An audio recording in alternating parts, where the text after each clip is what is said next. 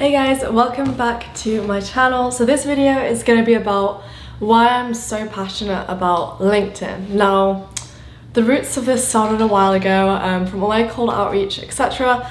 Now I'm actually going to be giving a few pieces of advice to people who do cold call and how you can use LinkedIn to get more effective results. So this video isn't going to be about why I don't like cold outreach or like why it doesn't work, because it does work, it can work, but this is just why I personally moved away from that, how I found LinkedIn, and why I'm so passionate about it now. So starting back to be before I even started my agency, I was doing MLM, so door-to-door sales. Now that is all laws of average, which is the same thing with whether it's cold calls, closing meetings, like any sort of stage of the sales process. If you know your numbers and if you've done it enough with enough people, you'll know on average in how many people that you cold call, how many people you would get a meeting with, out of your meetings how many people you would close, obviously assuming that these are all qualified leads. Now from doing MLM, that's kind of how I started learning about having resilience when it comes to people who reject you, in terms of saying that they're not interested in an offer, getting turned away, put down, all of that stuff. It kind of gives you grit, and I still had to relearn it with cold calling. Sometimes you take it a little bit personally and you're just people just don't want to hear what I have to say, they don't like my offer, they don't like me, and it just becomes a whole thing that it shouldn't really be. So yeah, when I was doing MLM, that's what kind of taught me about laws of average. I knew that in 100 people I would on average close and get around 10 people to sign up. When I first started, that was around 3 people. So 100 people I speak to, 3 of those will be closable. That's the number that they taught us when we first started, and then the more people that you speak to, the more you practice, then obviously the higher your numbers get with your skill.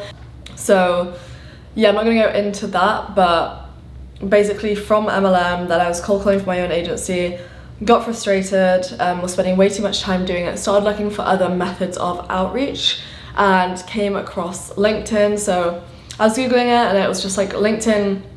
No one had really told me about LinkedIn or spoken to me about it for lead generation, and I kind of fell into it by accident. I was looking for ways to get clients for a social media marketing agency, and LinkedIn was one of the recommended ways to do it. So from cold calling, I remember there was a time where I'd lie to Eman about it, because he'd ask me how many cold calls I'd done. I'd be like, oh, I've done 60, and I did 2, and then got scared and given up, or just not done any at all. But I was scared of telling him that I hadn't done any, because I know he'd be like, babe, that's the one thing you need to do to get clients, that you need to cold call, you need to outreach, get in front of the people that you're trying to sell to. But I just hated cold calling so much. I know it works well for some people, but as I said, I'm also going to talk about a way that can help your cold calls become warm calls later in this video. But yeah, so I was lying to Eman about how many cold calls I was doing, and I was yeah, I've done, I just used to over exaggerate how many calls I'd actually done. So yeah, sorry if you watch this, I'm sorry about that. But yeah, so I was looking for other ways. LinkedIn was recommended. I dug up my old profile, and it was awful. It was for when I was working at Keller Williams, when I was working in real estate. So it had all that on it. I had I still actually have that same headshot, the headshot that they took of me for the website as an agent. I have that picture that I still use on my LinkedIn, but I had it for real estate. It was all talking about real estate. I had a summary, I had my bio, my headline was pretty basic, but I had sections were filled out. So I went in and sort of redid it, went through my profile. I reached out to people that did profile optimization and stuff, and I asked a guy to audit my profile for me. Asked him to audit it for me, and then I self-audited everything. So he basically wrote a list of questions that I needed to do to check my profile, and I wrote a few notes and stuff. So I went and did that, and I optimized my profile. I watched a bunch of YouTube videos on it. I read a few books on how to use your LinkedIn profile to get leads, blah blah blah. But there wasn't really, I looked for courses, there wasn't really any good courses on how to use LinkedIn that I could find. Maybe there is, they're just not marketed well on when I searched SEO and stuff. So I couldn't find any courses unless it was the short explanatory ones on Udemy, stuff like that. So I kind of learned whatever I could from that, and came across, there's loads of different automation tools. It was Duck Soup, link helper, link builder, I think it is, one that's been shut down now, and then Leonard. So Leonard for LinkedIn, that's the one that I started using. And then I got into Leonard, like I started using Leonard. I started automating my connection requests and my welcome messages, like stuff like that. I was doing it completely wrong when I first started. Like I do it so differently to what I did when I first started, but obviously that was just a learning curve. I used to send like really long messages, like basically pitching them in the welcome message, which isn't the right thing to do at all. So don't do that. If you're doing that, stop doing it now. But yeah, so I was doing it completely wrong, but it was actually working for me. So I was getting like quite like a few responses that were good quality. Like I tried all the different niches. So I tried restaurants, gyms, and real estate. Those were the three that I tried. Then I went into wellness, like spas. I went towards like dentists, surgeons. Like I tried all of them. I was just classic like niche hopper, which also isn't good to do, so don't do that either. Learn from my mistakes. I tried like all the niches, so I kind of knew how to adapt to any niche. I knew how to sell to most business owners. But the one thing was with selling is that when I was doing MLM, I was really good at MLM. So I was really good at selling that product because I'd learned my script. I knew all the objections. I knew how to overturn anything and handle any type of personality to sell that thing. I could do it. And then as soon as I transferred like industries, it was like I forgot how to sell. So did I ever really know how to sell, or did I just like, do I have to learn how to sell in like a broader aspect? So like I had to kind of relearn. I'd lost a lot of my confidence in selling. I just got nervous because I didn't really fully understand like the industry properly, and like I didn't believe in my service, so I found it hard to sell it consequently. So like that was like a learning curve. I was like learning how to do it. I had a bunch of meetings from LinkedIn, like phone calls and stuff. I messed up like a bunch of them. I speak a lot when I get nervous, so like I used to have some meetings where I'd just speak at them and try and like, I wouldn't sell, but I would try and just like overturn objections, or if I could tell someone was wasting my time, I'd be pretty like to the point and just, or like sometimes I'd just drag it out and like think that I was selling them when actually like they were just not even there to buy. They just wanted like a free consultation to learn whatever I knew, and then they'd be like, okay, great, like thanks, I'll think about it. Then I'd never hear back from them again because they didn't have the money. So that was kind of like how LinkedIn started for me. And then when I actually started doing it properly and I started prospecting correctly, because I didn't have Sales Navigator, like I got Sales Navigator after like a month or two of using it. So like the people I was finding, I wasn't qualifying properly, so I was doing the same thing wrong that I was doing with Google searches.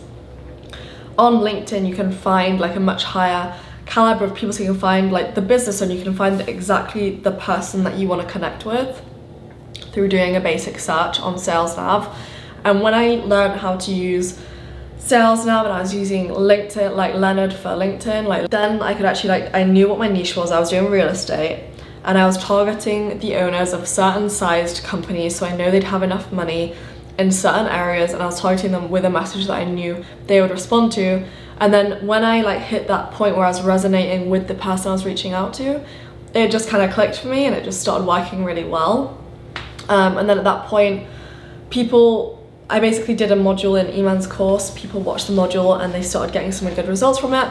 LinkedIn started becoming like more part of, I guess, the SMMA world that I was in. Like people obviously used it before, but not many people knew how to do it properly within the group that I was sort of like around and associated with. Most people were just cold calling, doing cold outreach, etc. So LinkedIn was like a cool thing where it's like a new way that you can do it without getting on the phone with somebody. So that started going really well. People started getting good results, which is when I started consulting because people asked for my help, and I was like, oh, like I've got results, they've got results, it's proven that it works, like my method works. It's getting people 3 to 5 meetings a week with qualified prospects, and if they think they can close 1 in 5, that's like a client a week if you actually do all the work. So that's when it started going really well. That's when I kind of sort of had that shift change where I was like, I'm onto something here, like LinkedIn's working well for people. And I got kind of like obsessed with it. Like I started learning everything about LinkedIn. So I read, in Bali, I was just reading books. Like I was just reading books on LinkedIn. I was highlighting stuff. I was like absorbing more knowledge and learning, because I know that I want to carry on improving the course, LinkedIn Unleashed, that I released. I want to carry on making it better. And even as I was building it, I was like, I want to put more information. I want to do more. I want to make it as good as I can. And because I was still learning the whole time, I want to carry on adding modules, and I want to probably do a 2.0 in like a year or so, and like refresh and upgrade and add even more to it, maybe like how to run. I'm going to play around with ads and stuff this year, LinkedIn ads, because they're pretty expensive, but for certain people they work. So I'm going to do some research on that, trial it out for myself, then if it works I'll share it with my customer community.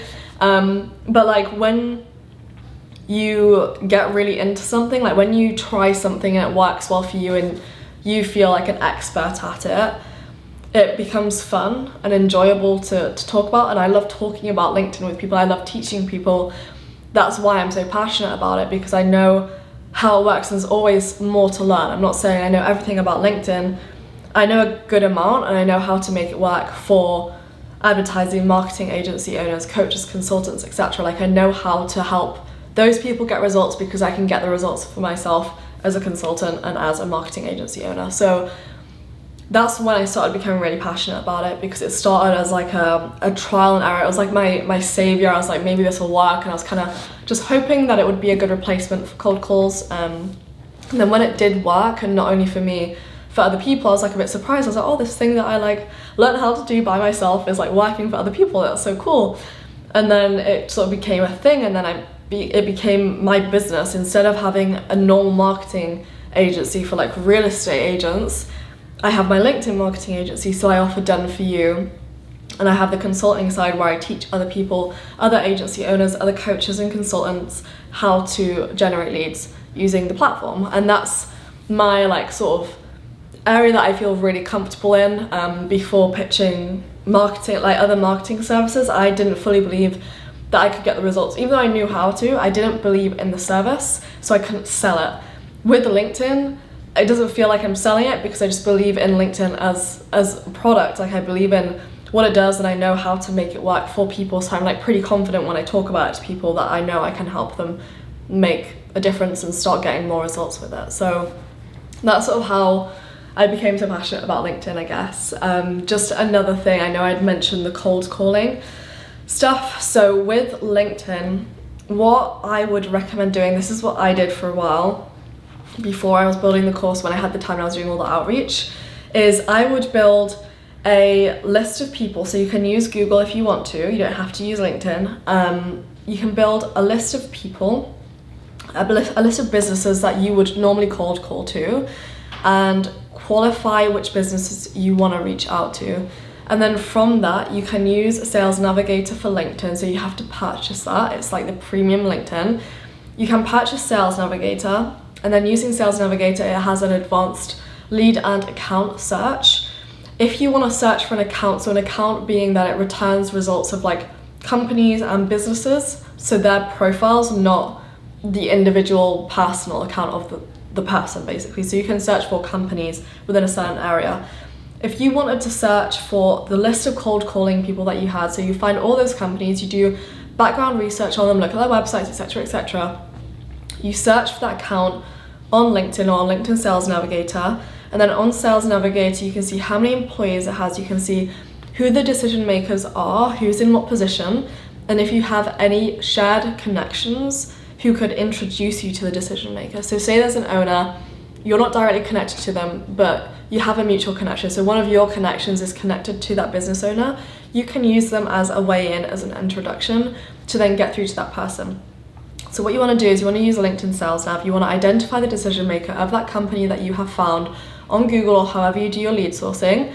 You want to reach out to that person, try and speak to them, or you want to speak to somebody else who's maybe head of, like if they have a marketing department, speak to head of marketing or speak to head of whatever it is, speak to somebody in the company, like build some relationships with these people, have a look at what they're doing. Have they released a cool article recently? Have they been mentioned in the news?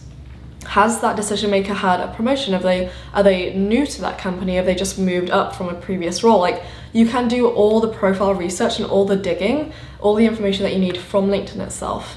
From that, the number that you'll have, the reason that I said find your leads first on Google is because you'll have normally like a phone number that you can call that is publicly listed. On LinkedIn, a lot of the time, maybe they're not probably going to have their phone numbers there. It could be that they don't have a website, that you can't find their number on Google. So do it that way around, where it's like Google and then search them on LinkedIn, just so that you know you've already got the phone numbers, and then you just match up the company accounts to be able to call them straight away. And then when you call them, it's basically a warm lead. You've probably interacted with, spoken to, or reached out to somebody in their company. You've probably liked their content, commented on it, like, hey, great piece of content. When you comment, if you see that they tend to reply to comments, they're probably going to see your comment, like it, and respond to you. Maybe even more likely than they would do if it was a DM, like if it was a personal message on LinkedIn, which would come as an in-mail if you're not connected to them. And an in-mail is basically like you get 20 credits with Sales Navigator, and you can message people that you're not connected with for free, up to 20 messages. And that basically goes into a different inbox. It's like a request, it's like an in-mail, not from a first connection. So it's probably more likely that they're going to see your message or interact with it if you comment on their content and then reach out and message. Then what you want to do is you want to warm call them, basically. So instead of cold calling, someone in that company has probably been made aware of you. If you've spoken to a specific person, you want to mention that. If not, you want to mention what you found out about them. So maybe if you want to call up, you want to get on the phone with the decision maker, you could be like, hey, I spoke to Sarah, like your head of marketing. I was going to give a quick call and see if the owner was in. If they're there, I'd love to have a quick chat with them. If not, can you put me on the phone with Sarah, and then you can maybe speak to the person that you spoke to and be like, hi, I'm just giving a quick call. Obviously, I know, like, you probably know me. I've spoken to you on LinkedIn. Now it's going to be a really, really quick call. I'm not here to like pester anybody. I noticed this. I just thought I would give a quick call up to see if I could chat with this person. Try and get transferred through. Try and get a personal email if you can. Another method of communication. Get your details taken down by them, etc.